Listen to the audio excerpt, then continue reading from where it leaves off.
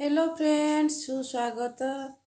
चाहूँ चाहूँ 2025 मसीहा ଜାନୁଆରୀ ମାସର 10 ତାରିଖ ଆଜି। ଆଉ 10 ଦିନ ବିତିଗଲାଣି। ଚାହୁଁ ଚାହୁଁ ଏହି ବର୍ଷଟିଏ ମଧ୍ୟ ବିତିଯିବ, କେତେବେଳେ ଜଣାପଡ଼ିବନି।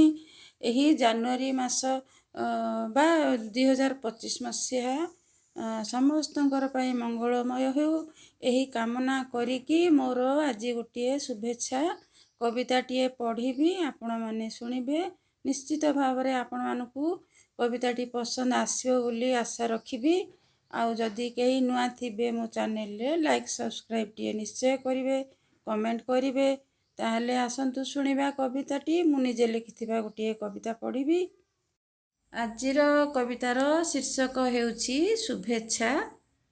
ଅତୀତର ଯେତେ ନୈରାଶ୍ୟ ତମିଶ୍ରା, ନୂତନ ଆଲୋକେ ଯାଉ ଦୂରେଇ।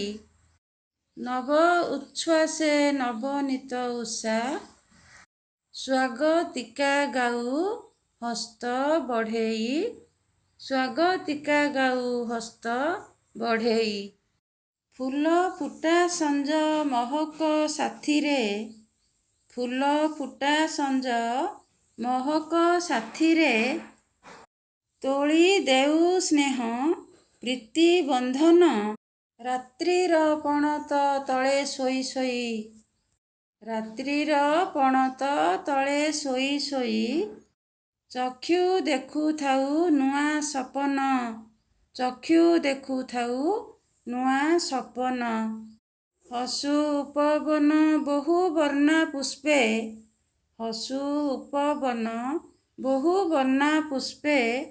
ନବ କିଶଳୟେ କୁସୁମ ଲତା, ସୁଖ କଲ୍ଲୋଳିନୀ ଛୁଇଁ ଯାଉ ଦେହ, ସୁଖ କଲ୍ଲୋଳିନୀ ଛୁଇଁ ଯାଉ ଦେହ। ଜହ୍ନ ବାଣ୍ଟୁଥାଉ ଖୁସି ବାରତା, ଜହ୍ନ ବାଣ୍ଟୁଥାଉ ଖୁସି ବାରତା। 24 ସରିଛି 25 ଆସିଛି, 24 ସରିଛି 25 ଆସିଛି।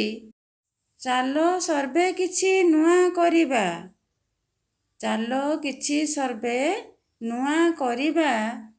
ନିଜେ ହସି ହସି, ନିଜେ ହସି ହସି ଅନ୍ୟ ପାଇଁ କିଛି ସୁଖ ଶାନ୍ତି ଆଉ ହସ ବାଣ୍ଟିବା, ସୁଖ ଶାନ୍ତି ଆଉ ହସ ବାଣ୍ଟିବା। ଏଧରା ହୋଇବ ସ୍ୱର୍ଗଠୁ ସୁନ୍ଦର, ଏଧରା ହୋଇବ ସ୍ୱର୍ଗଠୁ ସୁନ୍ଦର। ଚାଲ ଭୁଲିଯିବା ମନ ମାଳିନ୍ୟ, ଚାଲ ଭୁଲିଯିବା ମନ ମାଳିନ୍ୟ। ଦୟା କ୍ଷମା ଆଉ ମମତା ରଜ୍ଜୁରେ ବାନ୍ଧି ହୋଇଥିବା ସାରା ଜୀବନ, ବାନ୍ଧି ହୋଇଥିବା ସାରା ଜୀବନ। କବିତାଟିକୁ ଶୁଣୁଥିବାରୁ ଏବଂ ଭିଡ଼ିଓ ଦେଖୁଥିବାରୁ ସମସ୍ତଙ୍କୁ ହୃଦୟରୁ ଅଶେଷ ଅଶେଷ ଧନ୍ୟବାଦ।